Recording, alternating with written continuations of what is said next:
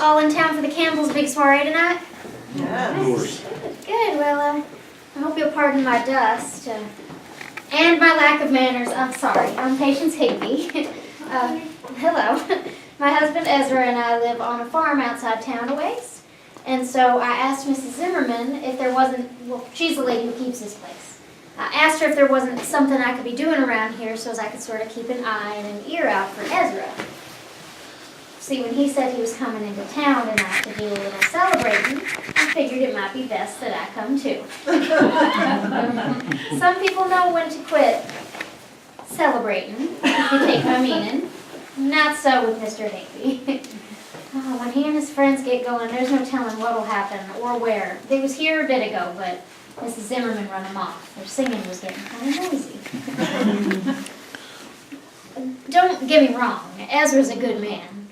He likes people, and they like him. Maybe I should have followed when he left, but I ain't got the energy or the will to keep up with that group. I don't really mind it that Ezra goes out whooping and hollering a bit this time of year. Most of the people that celebrate will do their best celebrating this time of year, and it don't really hurt nothing. All the heavy work on the farm is done, and it's good to let loose a little, and if you have family close by, it's good to be able to spend some time with them. Do you folks have family close by? Yeah. It's nice, isn't it? Having everybody all together in one place by a warm fire, safe under a quilt your ma sewed you, with a nice hot cup of cider and... Get me getting all sentimental. Ezra always tells me, Patience, you got too soft a heart. I'm sure he's fine. He and his friends went to build a fire at the crossroads, and he'll turn up here sooner or later, and then I'll take him home and I'll put him to bed. Maybe you folks could keep an eye out for him too as you travel through town? Surely appreciate it. He is a good man, really. He wouldn't hurt a flea. Bad news here! Bad news here! Bad news! Oh, I'm sorry. I thought you were my brothers.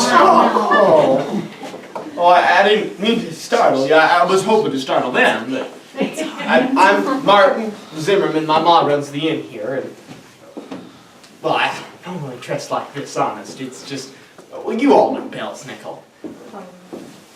Well, Bell's Nickel was always my favorite thing about Christmas when my brothers and sister and I were growing up in Westmoreland, Pennsylvania. See, every year on Christmas Eve, just after the sun went down, Pa usually had some work to do out in the barn, and a little while later, Bell's Nickel would come in, all laden down with switches and coal and good things to eat.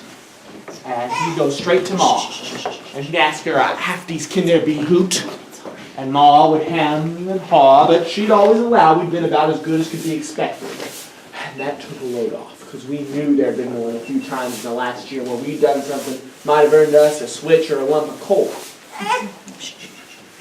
Have you ever had that moment of terror just before bedtime on Christmas Eve when you know you've not been near as good as you could have or should have been? Mm-hmm. You lay there on your tick, don't you, worrying about every cruel, selfish thing you've done in the last year? Well, there was one summer. John and I, good older brothers that we were, went to tell Richard, the youngest, that we got him a present. His face lit up. He says, "A present? Where is it?" It's over in the outhouse." So we let him down to the privy. We opened up the door for him, we helped him inside, and then we clapped it closed behind him. We could hear him moving around in there still, looking for his present. See, we got him a nice black cat with a long white stripe running down the back. Pretty soon we hear him banging on the inside of the door saying, "Let me out! Let me out!" We were laughing so hard we could barely hear him, but we did let him out, eventually. Pa didn't seem to find it quite as funny as we did. Richard smelled so bad he had to sleep outside for near a week, and Pa made sure that John and I slept out there with him. We were sure we were getting a switch that Christmas, but Bell's Nickel gave us some nuts and sweets and made us promise to be better in the year to come. And we would promise. Just forget about it as soon as we got the treats. This is only the second Christmas since Pa was called to his maker. Ma's been feeling melancholy lately. I can tell she's missing him, and thought it might cheer everyone up if Belsnickel came to visit the Zimmermans again. Of course, John should be here in a little while, and with his wife Susanna, and Richard can't be too far behind them. And thought maybe if Belsnickel were here, it would, well, it would feel a little like Paul's here too. Have you been goot?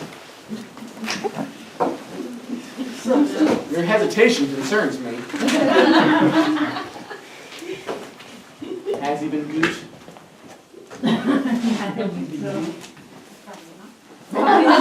Well, I'll give you one anyway. Hold your hand there. That's a walnut. Let's do it every Christmas. Martin, I can't be too sure, but I think I see Richard outside the window. Oh, I gotta get upstairs then. Listen, folks, this is all supposed to be a surprise. So don't say anything or move around too much or breathe loudly. See, I have to tell my boys that I know there are 14 on one plate, there are 25 on the other plate, because otherwise they walk by and they fill their pockets every single time. So, and I want to have plenty of those for tonight. Now, you may be warm there, so do be careful. But, my goodness, are you folks heading down to the soiree, or are you looking for a place to stay tonight?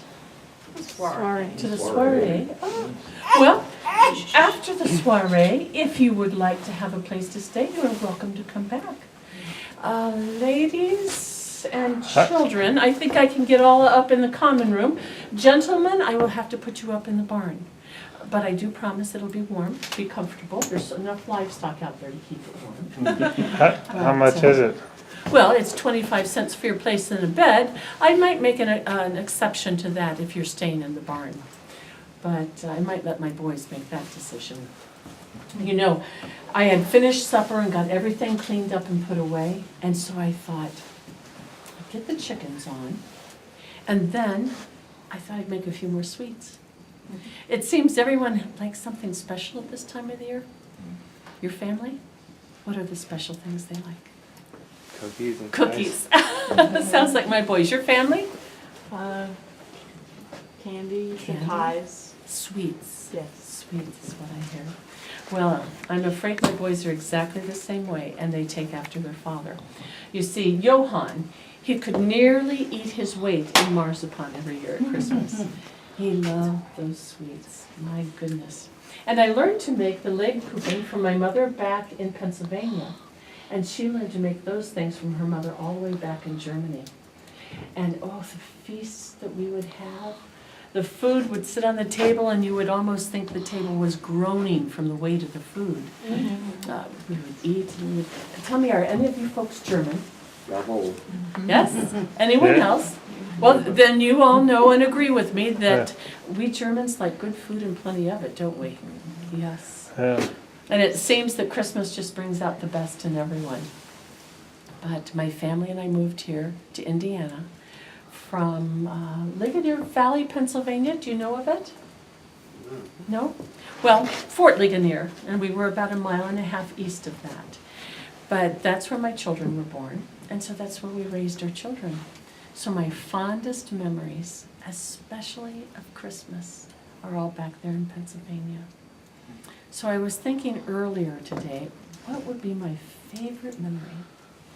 And quickly, it was when Johann, my husband, would dress up as Belsnickel. And he would reach deep down into his pocket and he might pull out a nut for one child and maybe an apple or an orange for another child. And their eyes would just light up. They were always so excited because apples and oranges are expensive and hard to come by at this time of the year. And I think that's what I miss most, is seeing that excitement in their faces. You have that to look forward to, don't you? Yes. And my goodness, you know, children grow. And times change. But I was reading in the newspaper just the other day that there is a ladies' organization back in Philadelphia. It's known as the Dorcas Society. Do you know of it? No, you've not heard of it. Well, they raise money for the less fortunate. And what they decided to do, now imagine this. They cut down a fir tree and they took it into the house and they stood it upright. And then on every single branch, they hung something that would sparkle and reflect the light from the candles that were in the room. Don't you imagine that was absolutely beautiful? And then they charged 6 1/4 cents for you to be able to go in and see it. But that is the way that they raised their money. And, oh my goodness, there of course were those menfolk who liked to set off fireworks, and others that had perhaps a little bit more rowdy ways of celebrating. But my family always attended church on Christmas Eve. Unlike Ezra Higby, did you come across him on your way here? Be thankful that you haven't. Ezra Higby and the men that he's traveling with tonight, they have a way of either looking for or having an excuse for celebrating, and sometimes just a little bit too much, if you know what I mean. So do be careful of them when you're out and on the road. Now, my family here in Indiana, my brother lives up in Noblesville, and so he will come down and bring his family, and we'll all gather here in the dining room. We'll have hot coffee and all of those wonderful sweets that you saw on the table. And we shall greet Christmas as it comes in the morning. And while we are doing that, we will enjoy the blessings of good food and family, and any guests who are staying with us. They'll be part of our family that way as well. So, as far as Belsnickel, though, he won't be attending this year. But my youngest son, Martin, he has promised he would read to me from the Bible, as his father always did. He always would read out of St. Luke. And you know, I'd like to read it to you. May I do that? Sure. Yes. Well, I'll need to get right back in that corner, if I may.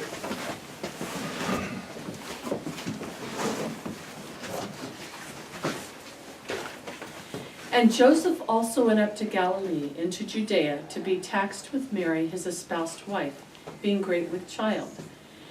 And so it was that while they were there, the days were accomplished that she would be delivered. And she brought forth her firstborn son, and wrapped him in swaddling clothes, and laid him in a manger, because there was no room for them in the inn. And there were in the same country shepherds abiding in fields, keeping watch over their flock by night. And lo, the angel of the Lord came upon them, and the glory of the Lord shone round about them, and they were sore afraid. And the angel said unto them, Fear not, for behold, I bring you tidings of great joy, which shall be to all people. For unto you is born this day in the city of David a Savior, which is Christ the Lord. And suddenly there was with the angel a multitude of the heavenly host, praising God, and saying, Glory to God in the highest, and on earth peace, goodwill toward men. Doesn't that just bring the season closer?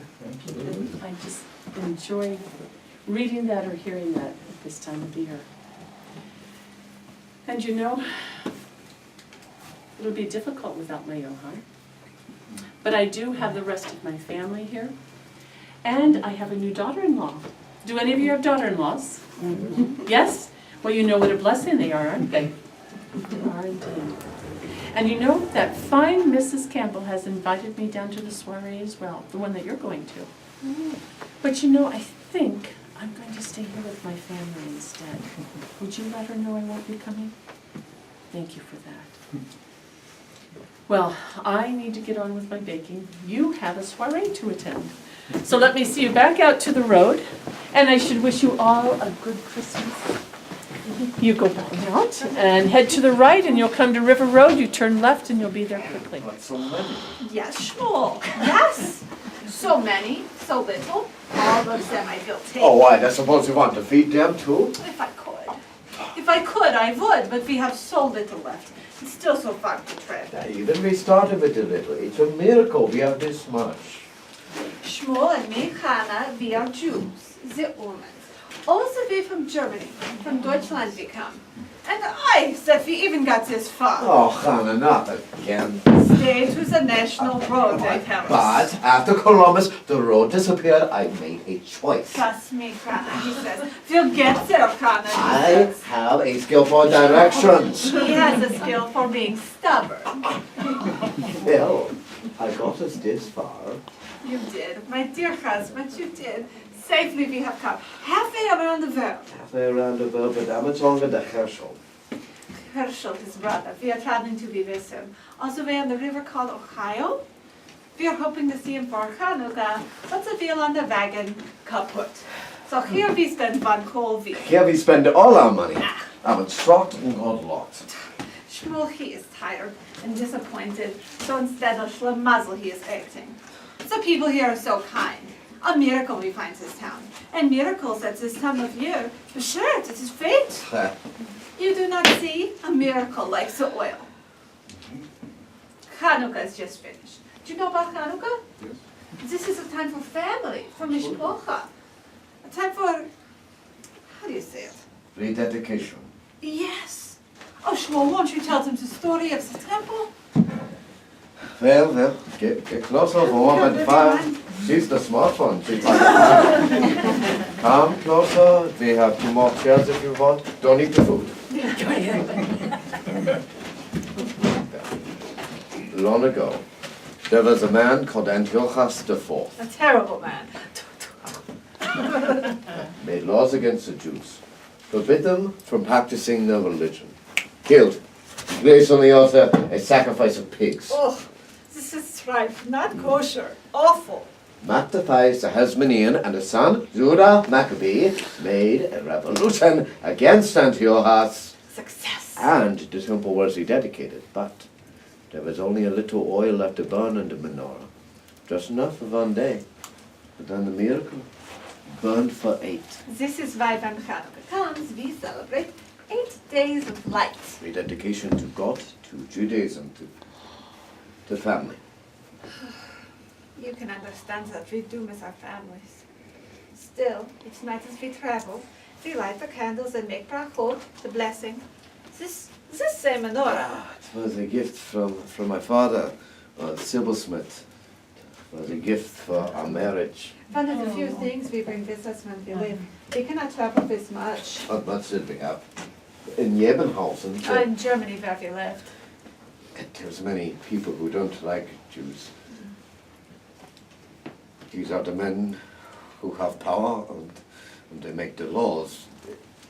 They tell the Jews what we can do, where we can live, what job for a man.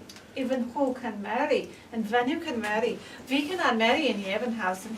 Always they tell us the yearly quota is met. 3 years we waited. Now finally we are married in New York when we arrive. So this menorah is special in so many ways. I wanted to be a silversmith like my father, but the powerful man told me no. Already we have too many silversmiths. You will be shoemaker. Oh. A shoemaker. What do I know about shoes but they go on the foot? What the men who make these laws, they do not care. Same as Antiochus. All these years still. Such laws that do not consider your skill, your happiness, if you have enough money. But laws because you look different, speak different, because your God is different. Can you imagine laws made for such reasons? To be cruel, nothing else. Oh, my brother Herschel, oh, he would not hear it. So strong his will. My brother Herschel, he left Jebenhausen for New York. Shmuel, he tells me, Shmuel, in America there is so much, they say. A Jew can be a Jew and a silversmith, an old shoemaker or shop owner, or anything he wants, and no law to say no. Better to stormen steiniger, there's a living after he says. Better to die standing than to live on your knees. A year he has been gone. So much worry we have. So much hope. But then we got a letter. I can tell you the whole thing from memory. his So many letter. times I've read it. Shmuel and dear Hannah. This is me. America is Wonderful. wonderful. I'm Every day filled with this wonder. wonder. All the things they say are true. Here you can live free from tyrants. You both must join me. Already have money to help pay for your passage.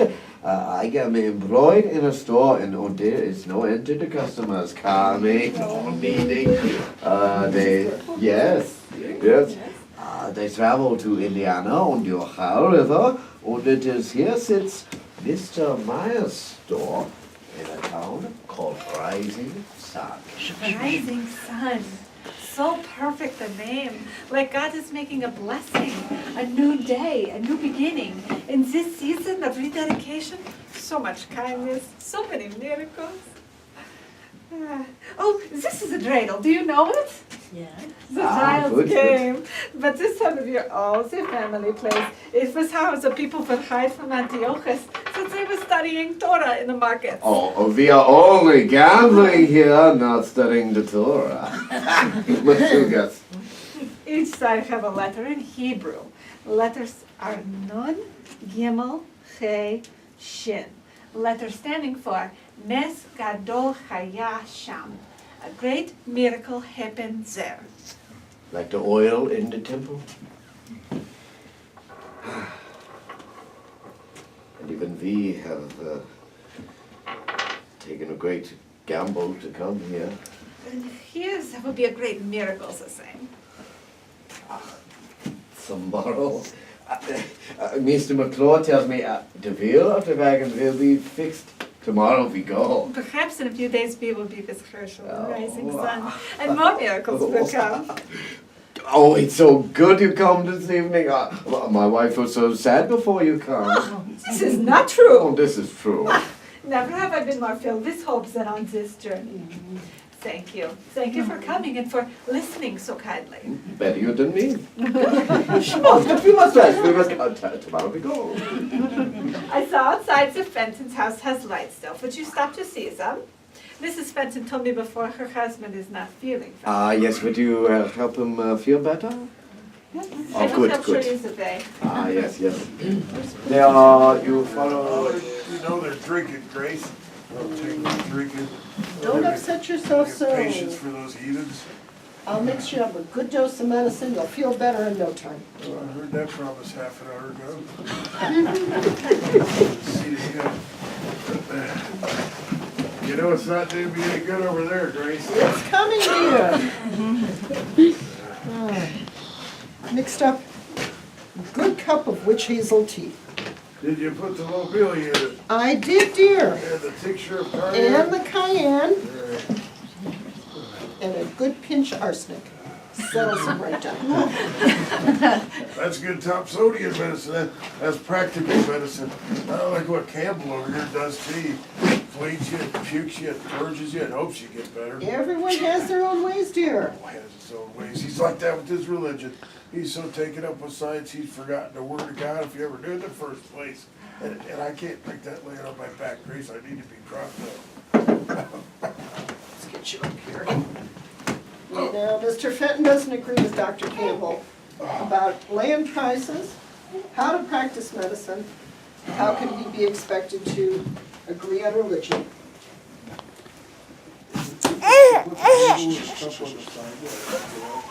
I'll remember next time.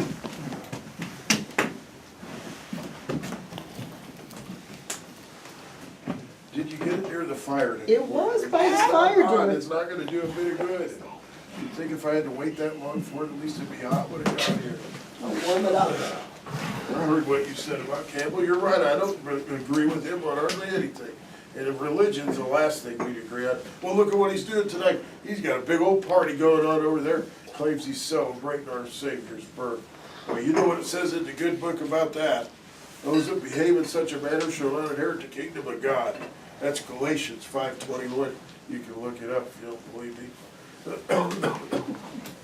Now, my husband, his family is Scots-Irish. He was raised in the Presbyterian faith, and he knows the Bible very well. And there is just no place in the Bible that gives any justification for these pagan celebrations. Why, there's no place that says this or that particular day is the day our Lord was born. The way I figure it, only God knows which day he was really born. Old Campbell. Campbell's not the only one around here to turn his back on the scriptures. I got a neighbor right over here, a fellow by the name of McClure. He's a carpenter. There's some irony for you. He's a backsliding Presbyterian, if I ever met one. And Campbell, he backslid all the way to Episcopalian after he married that woman for her money. Mr. Fenton! It's the truth, Grace, and everybody in town knows it. These folks need to know who they're dealing with. You folks ever read the Bible? Yes. That was a tepid response, kind of like your tea, Grace. Can you get my Bible? I'll read the Bible to these folks, and I need to be propped up so I can read it. There you go, Jim. Oh, I can't read it upside down, Grace. And I can use my glasses so I can see what I'm reading. Coming, dear. Don't get your fingers all over the lenses. I won't. Can't read your greasy I fingers. didn't touch them. You know, it would hurt to have a little light over here so I can see what I'm reading. Yes, dear. I'm going to read from the book of Jeremiah. Anybody familiar with that? That's a little close, Grace. Anybody know the book of Jeremiah? Chapter 10, you know that one? No. No lusty on that one. We're going to read from, start with verse 2. Thus saith the Lord, learn not the way of the heathen, be not dismayed at the signs of heaven, for the heathen are dismayed at them. For the customs of the people are vain, for one cutteth a tree out of the forest, the work of the hands of the workman with an axe. They deck it with silver and gold, and they fasten it with nails and with hammers, that it move not.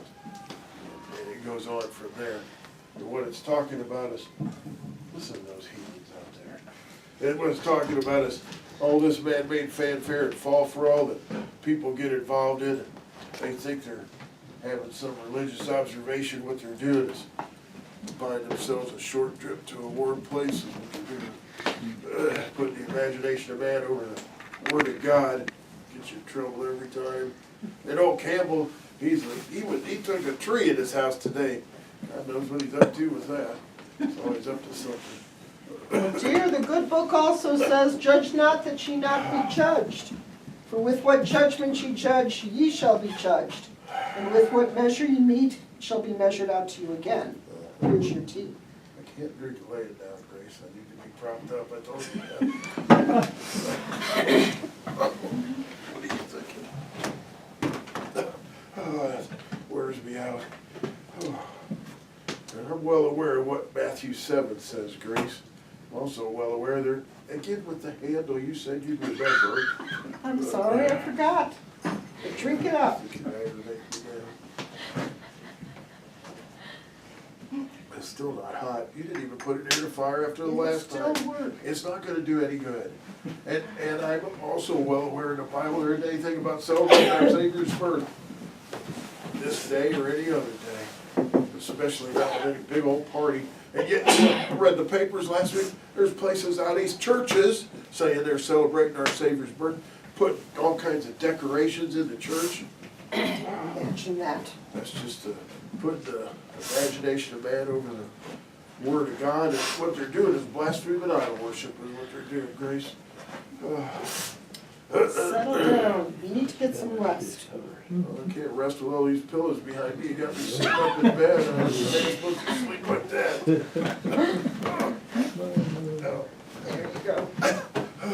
Oh, that's better. Get some sleep. Yeah, I get to sleep a lot quicker if I didn't have a room full of people staring at me. To stare at them, see how they like it. Hush now. Settle down.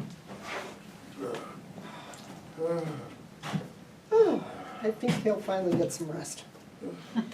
He is a good man and he's got the best of intentions.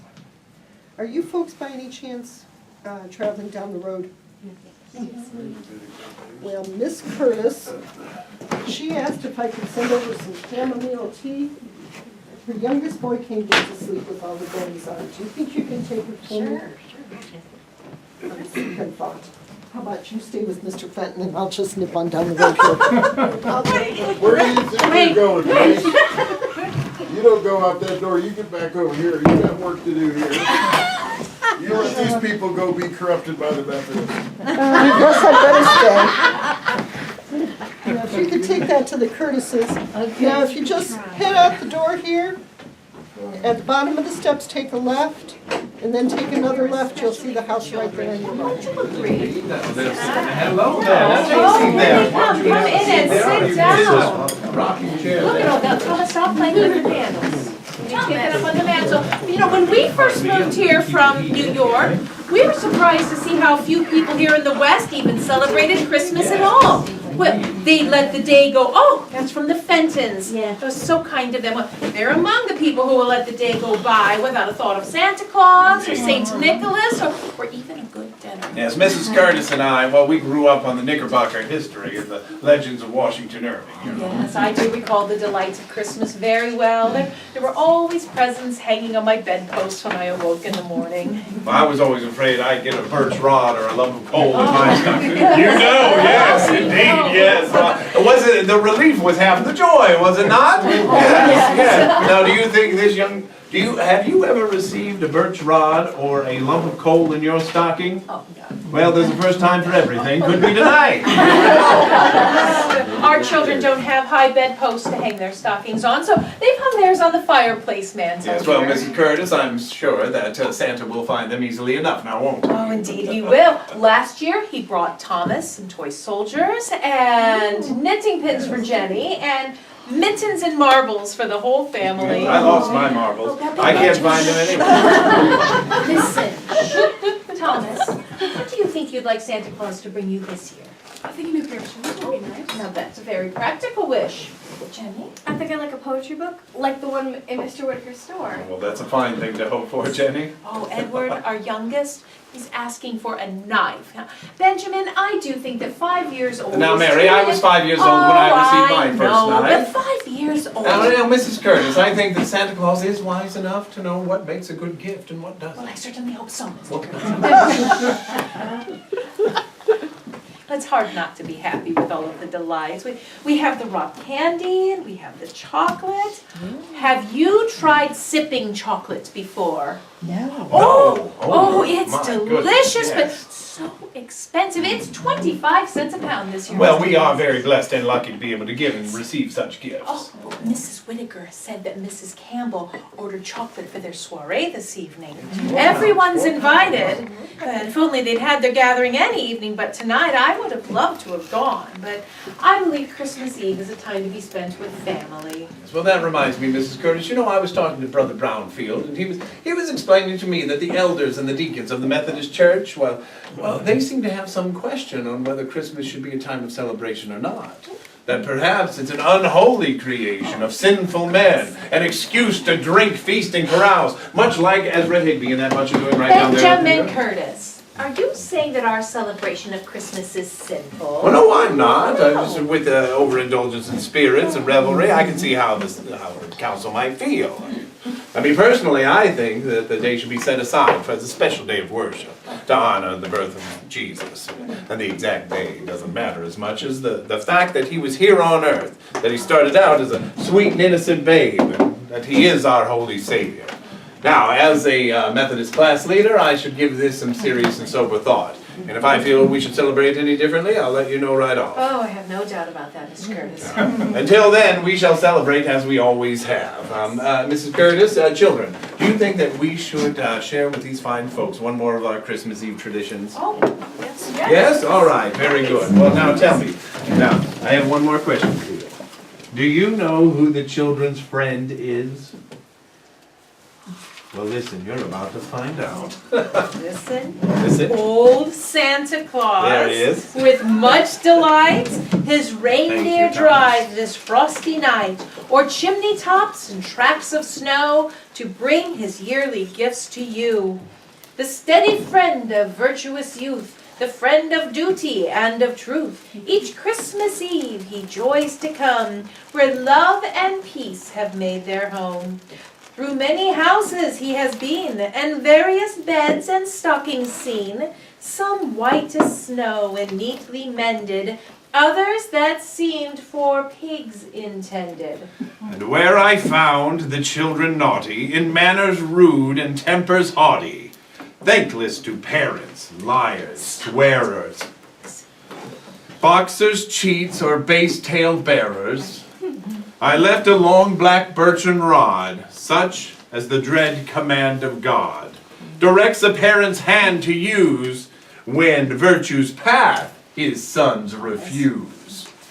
But where I found good girls or boys who hated quarrels, strife or noise, I left an apple or a tart, a wooden gun or a painted card. To some I gave a pretty doll, to some a peg top or a ball. No crackers, cannons, squibs, or rockets to blow their eyes up or their pockets. No drums to stun their mother's ear, nor swords to make their sisters fear. But pretty books to store their mind. With knowledge of each various kind. Oh, I do enjoy that poem, Mr. Curtis, but well, now it's time to start to clean up and get these children headed towards bed. It's so early. It's getting late. Oh, just one more Oh, book. you know you had better Now, be Thomas, asleep. listen to your mother. Yes, you know you had better be asleep when Santa Claus arrives. Now, I'm sure these fine folks would like to be on their way as well. Oh, I nearly forgot. You know, could you do me a favor, sir? You see, I have an account there with Whitaker. No, you see. Ben, Well, no, I promised him that I would be down to pay up, and when I got home, it simply slipped my mind. Could you just take that payment down to Whitaker's store there? Now, you pay attention, make sure that he does this thing, all right? Okay, very good. Now, it's just down the road there, about 2 doors down. Big red building, says store on the front. If you can't read, I'm sure that's fine, young man can point it out to you. All right, very good. Okay, so now, and take heed, gentlemen, please. As you pass by the crossroads with the fire and Higby and that bunch, it's probably best that you keep the ladies and the children far to the left. Best to keep the innocent from the bad influences. Don't you agree? Yes, indeed. All right. Well, come, I'll show you the way. All right? It's right through here. I'm so glad you folks stopped by tonight. It's good Christmas. As soon as my husband doesn't work on Mondays. Good evening, folks, and thank you for bringing that to me. Ben Curtis's account is all paid up for. I've been so busy in the store today that I just haven't had any chance to balance the ledger. And I'd like to get it done so that I can enjoy the calm of Christmas and New Year's without any distractions. Well, there is one distraction. And a few folks have paid on their accounts, but not nearly as many as I hoped would. It's been a long season, the harvesting is finished. I've had plenty of customers in here today. They've been spending money, I've been earning money. Now I'd just like to get the ledger cleared. Now, James, it seems to me that you've done very well this year, and folks are pleased to have a reliable merchant in town. And come spring, ladies around for miles will be eager to see what new fabrics you bring from Cincinnati. You wait and see. Well, I'll know how well we've done this year once I get these books in order. You know, I've been trying to think of ways that I can increase business at this time of year, much like those Eastern merchants are doing these days. A good merchant should always be thinking ahead. Try to get an idea of what people would like to buy, and then convince them that they need to buy it. You know, I've been thinking we ought to have more books in the store. And not just for New Year's presents, but for December 25th as well. Do you folks give presents at this time of year? Yes. You do? Yeah. Now, Ellen, what do you think about that? I always thought books were a good idea. Why, just this week, the Indianapolis Journal carried an advertisement of books for sale. There are some beautifully bound Bibles, books of poetry, inspiring stories, even books for children. What fine gifts those would be. Oh, yes, I remember that. That's Dunbar's bookstore in Indianapolis. Indeed. And Mrs. Curtis must have seen it as well. She came in here to purchase a book of poetry for her eldest. I'm not too sure, but I think it's meant to be a Christmas gift. Speaking of Christmas, I heard that Alabama is considering making Christmas a legal holiday. It's true. In Arkansas and Louisiana, they're considering doing the same thing. I wonder what that would do for business. I rather like this idea of giving a little gift at Christmas. Folks have been moving to Prairie Town from all over parts of the country, bringing new ideas and customs with them. I think new ideas are a good thing, don't you? Celebrating Christmas and the New Year in a civilized way, gifts, a cultured gathering with relatives and friends, reading the Bible together. Why, it's certainly more preferable to all the hollering and noise making that goes among some of our neighbors. Well, those folks out there, they don't mean any harm. They're just letting loose now that all the harvesting and butchering is finished. Though I don't suppose I'm selling books to Ezra Higby anytime soon. Indeed not. I do wonder, though, what kind of things would people like to buy at Christmas time? Those of you who do practice such things, what's the most wonderful gifts you've given or received? Given. I'm sorry? Given. What gift? Do you have a particular gift that sticks out to you, sir, that you can remember that you've enjoyed? Pictures? Pictures? Drawings. Oh, sure, sure. Yes. Yes. We do have some artists that come in and draw the town sometimes. We could stock maybe some more paper. That's an excellent idea. I suppose I'll have to look into that. I gave my daughter a saddle pass. Okay, what? A saddle pass. For her horse. The saddle blanket. Well, I can talk to those Ferguson brothers. They're saddlers. So I'll have to look into that. Thank you, thank you. Mrs. Campbell came in here to purchase a few things for herself too today. She purchased some of the lemons and chocolates that I had ordered. I do wish she'd purchased more of that chocolate though. I have so much of it left behind. How much is your chocolate? 25 cents a pound, sir. Okay. It is rather expensive. And Mrs. Curtis, she came in to purchase a little bit herself, but I've got so much of it left behind.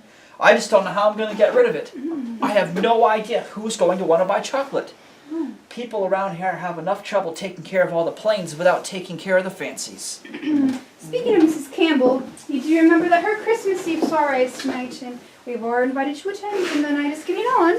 I haven't forgotten. It's still early, though. I really must get these books done first. Yes, I'm sure the Campbells and everyone else at the party will understand and not take offense.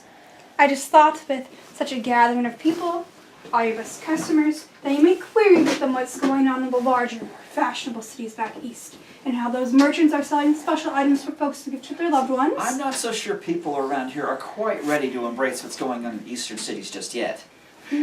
Yes, of course, James, you're right. Yes, of course. We simply won't go.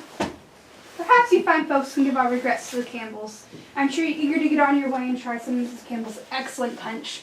She's been preparing for weeks for this evening. We won't be too late. Oh, don't let it distract you, dear. Keep working. Keep working.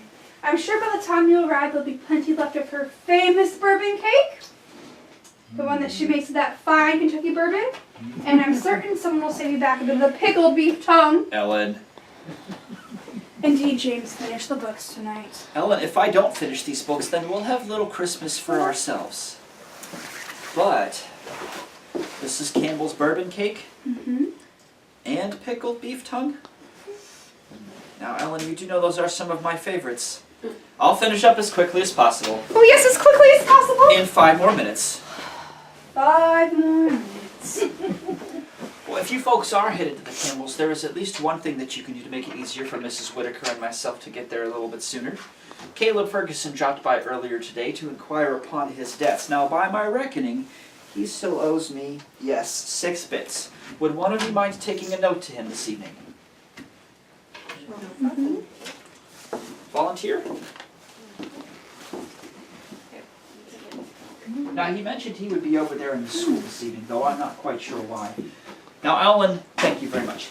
I still need 5 more minutes to finish out this last column, and then I'll close up and we'll head to the Campbells. It's always 5 more minutes. Let me show you out, folks. The school is right next door, and please give our regards to Mr. Ferguson and tell the Campbells. I was planning on attending myself, but my plans have changed. Now, in fact, you wouldn't normally even find me here this evening, but I'm expecting some guests. Not Ezra Higby and those rowdies across the way. No, I have it on good authority. My students are...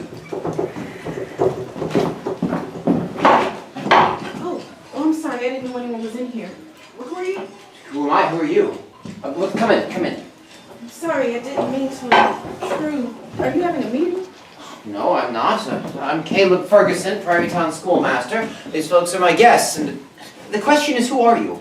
Sir, I'm Christmas Brooks. I live with my brother Guilford some miles north of here near the Roberts settlement. Oh, I see. And my students, they came here and they asked you to shut yourself in the schoolhouse. Is that right? So, see, when I arrived tomorrow morning, I would be locked out and unable to teach lessons for the day. I was not born yesterday. I know exactly the kind of mischief they can get up to. No, sir. I rode into town with my employer, Mr. Elias Madison. He's a Quaker. Their meeting hall burned down, and the Quakers were told they could hold their meeting here tomorrow. Dr. Campbell gave them permission to do so. He did? Did he? Tomorrow, you say? Yes, sir. It's Christmas, and he says the schoolhouse will be closed. Well, Dr. Campbell is playing right into the children's hands. I mean, tell me, did any of you have a day off of school simply because it was Christmas? Really? Well, I don't know where you're from, but around here, that simply isn't done. Now, their parents are paying me 5 cents a day to teach them school. Not to give their children the day off, So please, tell your employer the Quakers cannot be celebrating Christmas here in this school. Quakers don't celebrate Christmas, sir. For them, all days are holy days. They're simply holding their regular scheduled meeting as usual. Well, nevertheless, I implore you, they cannot be doing that here. Are you a Quaker? My family's Methodist. Were you baptized into that religion by a master? No, sir, I'm free-born. My grandparents came to this country as freed slaves from Jamaica. Jamaica? How exotic. Did they share with you what it was like? They passed on some of their island traditions to me, but I was born in Philadelphia, Pennsylvania. Island traditions, such as? My grandmother told me in Jamaica for the Christmas season, they celebrate something called John Canoe. The people would wear dazzling costumes and have parades. They're singing and dancing and playing of musical instruments on the sugar plantations. It's quite festive. Well, Mr. Fenton probably wouldn't approve, would he? In fact, sounds a bit like Ezra Higby's tomfoolery to me. I don't know who that is. But my father, who was a slave, said it was the same way on the plantations in the South. They called it John Canoeing. It was one day those who were forced to do the bidding of their master could enjoy a bit of merriment for themselves. Oh, fascinating. I've never heard of such a thing, but then I am aware there have been all kinds of celebrations this time of year throughout the ages.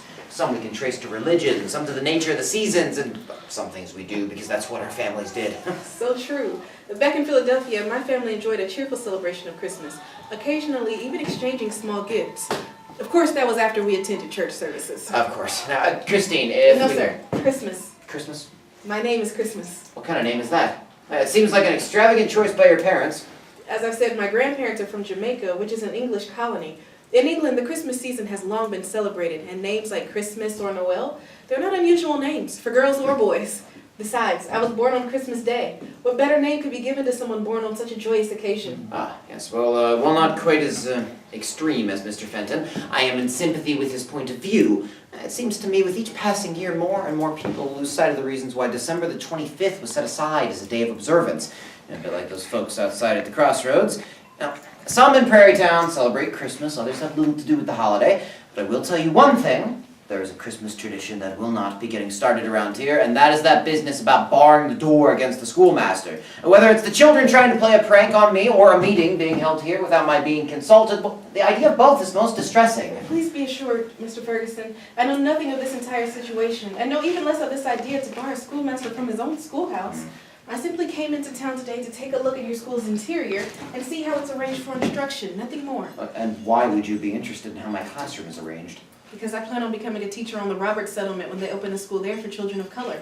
I see. Well, that's admirable, but what are your credentials? Well, I started my instruction in Philadelphia and completed my studies at Clarkson Hall, founded by the Pennsylvania Abolition Society. My instructor and mentor was Miss Elizabeth Clendenin. And what was your course of study? I was offered reading, writing, and geography. The sewing and Bible reading were also part of our instruction. As they should be, of course. I've not given thought to the education of colored children, but they require knowledge and learning as my own students do. Tell me, is the education of colored children common in Philadelphia? Not as common as white students. But Philadelphia is a broad-minded city with a number of citizens who would advance the cause of African Americans through public education. I'm afraid you might find the atmosphere in Indiana a bit different. The frontier is not quite so cosmopolitan. Perhaps not. But I have found a number of people, both colored and whites, who have been gracious and welcoming. Though I grant you, it is a place of many opinions. Well, with so many immigrating here from various shores, opinions and ways vary greatly, particularly amongst the inhabitants of Prairie Town in regards to the most appropriate way to observe December the 25th. Well, there was one thing that Miss Clendenin used to stress to her students, and that was that compromise is a virtue. So if I may be so bold, I would like to offer a suggestion to your dilemma regarding holding two events here at the same time tomorrow. And that suggestion is? Perhaps you could teach your class for the first half of the day, and the Quakers could hold their meeting for the other half of the day. Of course you could, in the spirit of good Christian charity, go so far as to give the children a treat and not have school on Christmas. You are bold indeed, young lady. Tell me, what do you all think of these suggestions? Should a compromise be made? Sounds good. Well, I suppose I will have to take the matter under some consideration. Do you know where Dr. Campbell's house is? I do. Could you guide these folks there? I would hate for you to be late to the soiree, but I need to be on the lookout for mischievous scholars. If you'll follow Christmas, she'll guide you right to the Campbell's house. And do please watch your heads as you go out the door there. It's a little short. Good Christmas to you, sir, and how do you do? No, just fine. Well, good, I'm glad to hear it. Good Christmas to you. Set tea over here. Whole family. Hi, Christmas. Come in, Give me all of your names. Have a chair right by the fire. Yes, you're welcome to sit down. Yeah.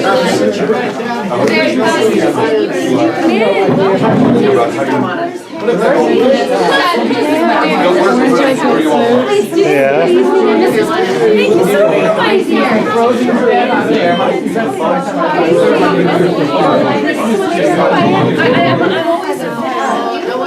I like very much when they hold in their choices. An hour and a half from North Carolina. You must have been very fast. How do you do with a little one, my gracious? And are you having a resplendent Christmas as well? I should think you're not more than 2 years of age. Where are you from? Oh, I see. Very good. And I hope that the cold has not been too biting for you out of doors this Christmas. Have you survived it quite well? I'm so pleased. Where are you from? I'm sorry? Where are you from? Come from Lexington, Kentucky, sir. The Athens of the West, as I'm sure you've heard it called. Yeah. Have you been to Lexington before, any of you? Yes, I think so, yeah. And why ever did you come back north? I'll never understand it. No, we've come to see my sister, you understand. She is the doctor's wife now. It's been 4 years since last I laid eyes on her, I must say. I dare say that when she told me she was moving to Indiana, I thought they'd be living in a teepee in the woods somewhere. It is a rather well-appointed household, I must say. There's even a stove she has. So. Are you neighbors to the Campbells here? Do you live nearby? I see. You've just come in for the soiree then. Ah, very good. Very good indeed. He's very vain about what she holds for his house. And so, yes, he has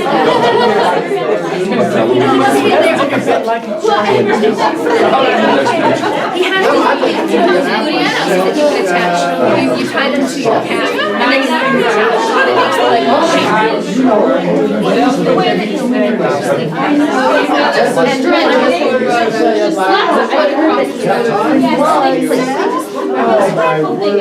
I think it's all you have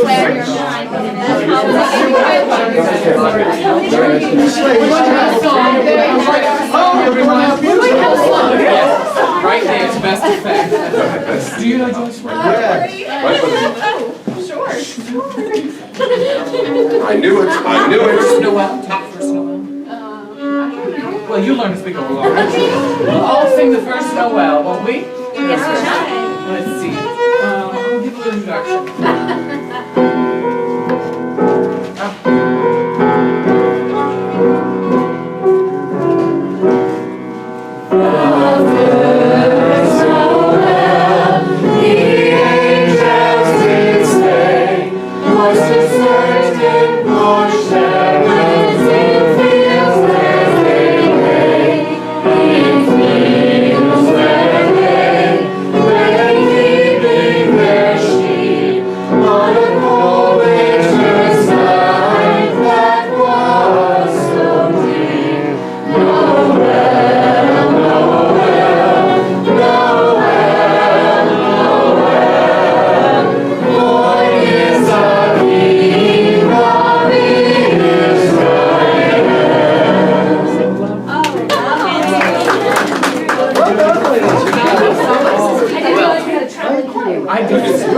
Speaking of choirs, we should sing a German song for these people. Yes, we should. We should. You see, my cousins, the Van Pelts, are very kind people. They were recently on a tour in Europe. And from Leipzig, they brought this lovely little German lullaby. Do any of you speak German? No. No? Very good. You won't be able to fault us for our mispronunciations then. They're the words. They're the words. And madam, I know enough German to be able to tell you what they mean after we've sung. Okay, all right. But roughly what it means. Stille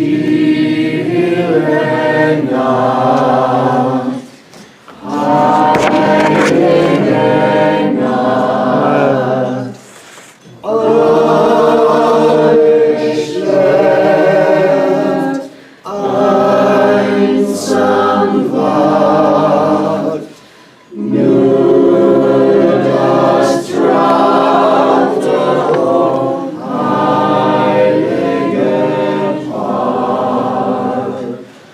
oh,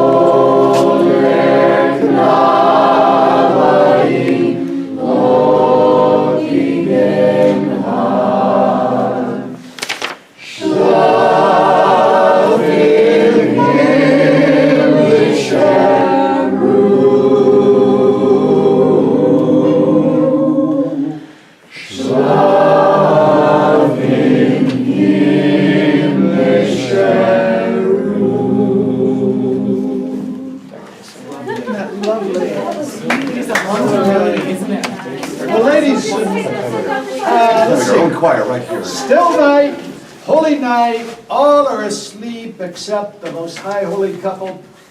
Blessed baby boy with curling hair, sleep in heavenly peace, sleep in heavenly peace. It's not better than the German. Now,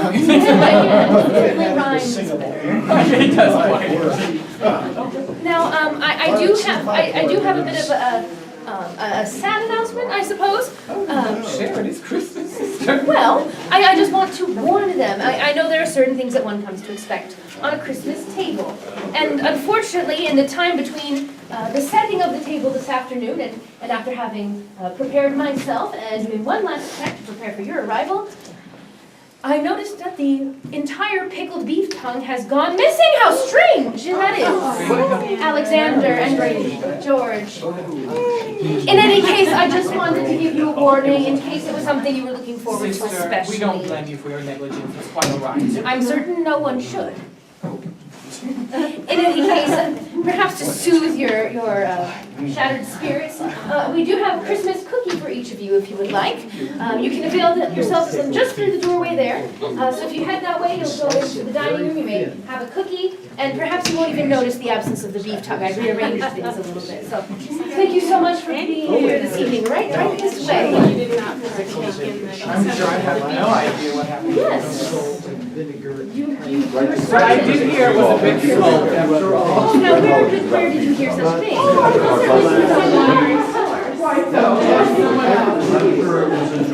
Told me about it.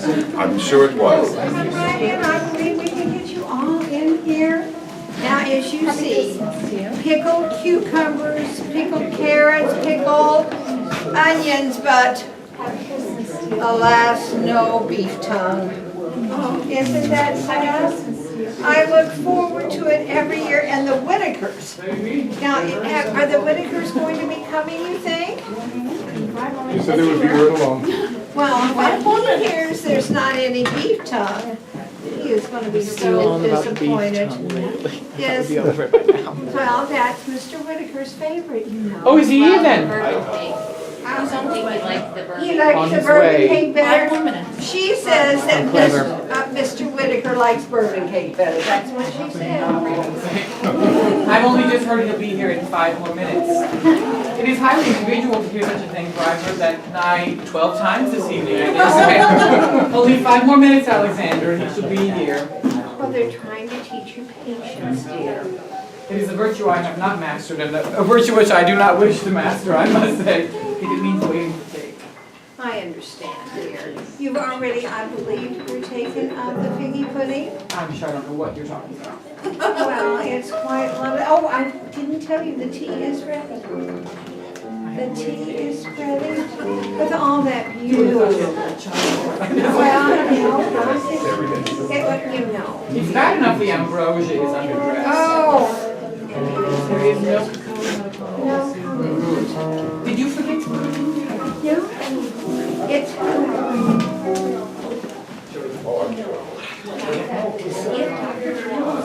He's sitting with the tea. He's a number. I went to the store and Welcome. several things I wanted and For Christmas to you. Well, please warm yourself right by the fire. For Christmas to you. Oh,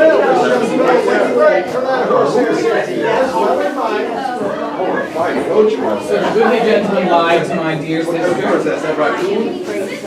And yet we wait for the same gentleman to come out. I am vexed by this place. Who are you here with today?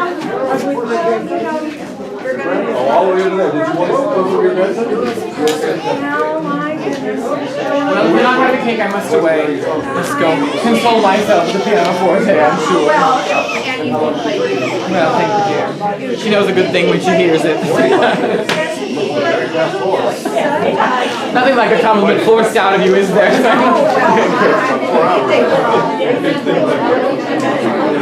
Set my face by too much. I'll try my hardest. Good Christmas to you all. Well, my goodness, and when you, Oh, very good. did you notice a 3-tier cake? It's pound cake, spice cake, and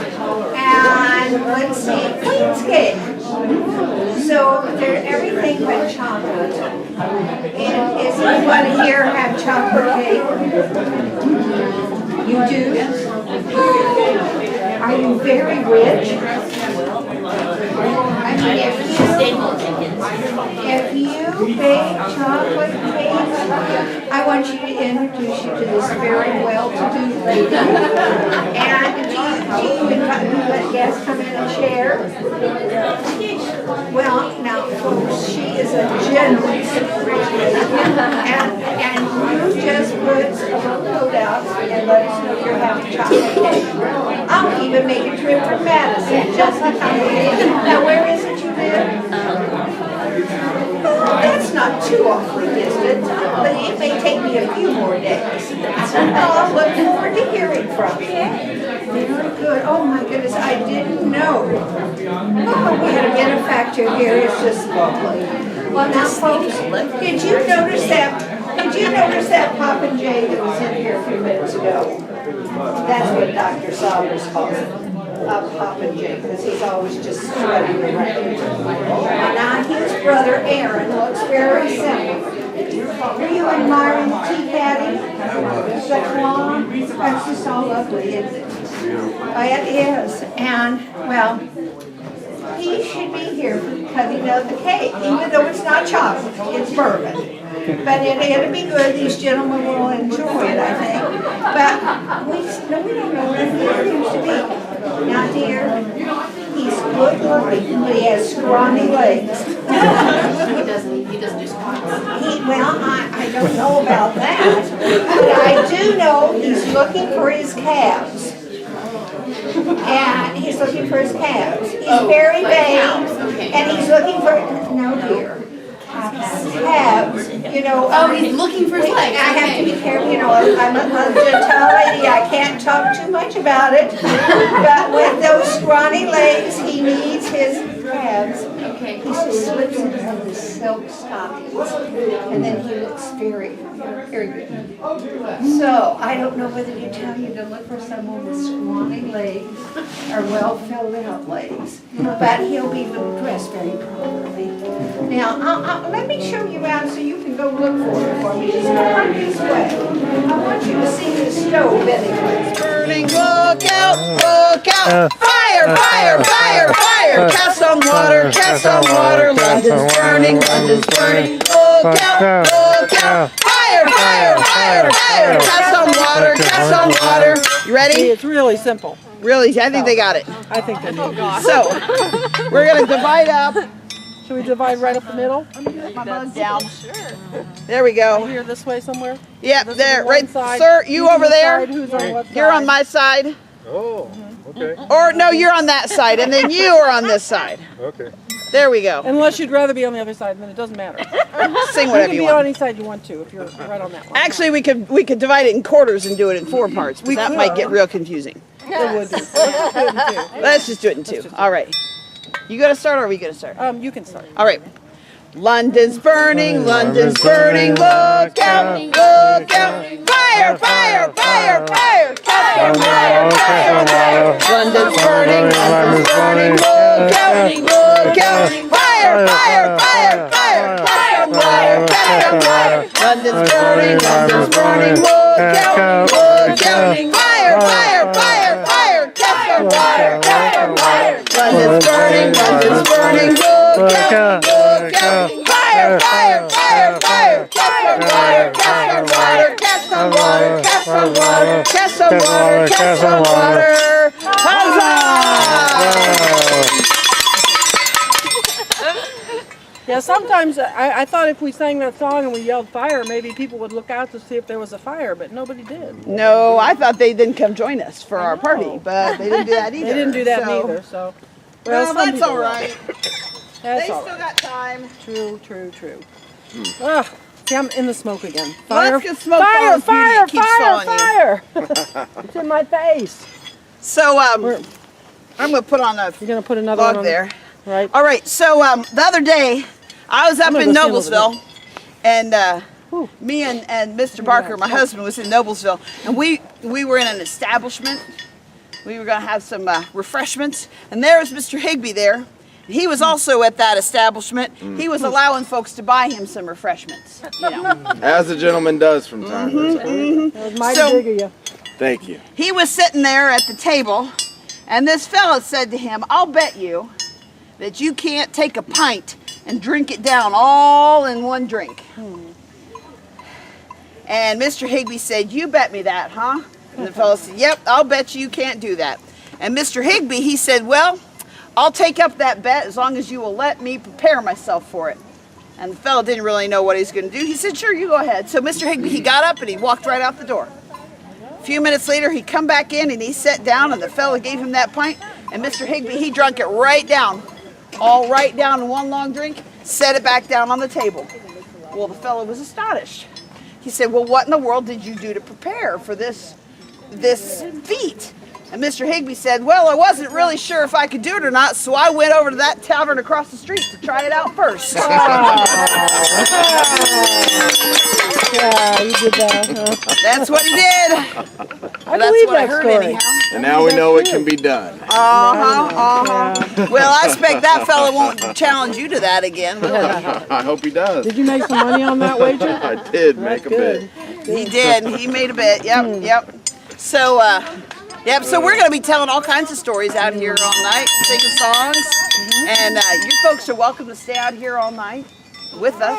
If you're not ready, if you need to go home and go get some wraps and things, maybe some food and perhaps some beverages to share, we'll still be here when you come back too. So but we'll just be singing some songs and things. Yeah, well, you know, I brought some cider. I was going to share with everybody, but there was a tragedy. Yeah, that would have been real good. There was a tragedy involving the cider. Ezra Higbee. He didn't drink it. No, he dropped it. He dropped it. He dropped that whole jug of cider and broke it. Which is somehow almost sadder. Yeah. It went to waste.